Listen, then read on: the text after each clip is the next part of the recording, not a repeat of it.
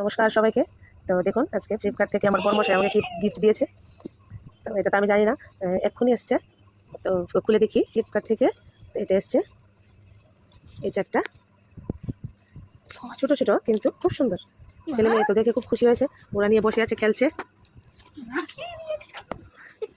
দুজন তো খুব খুশি, ভাই বোন মজা করছে এগুলিকে নিয়ে।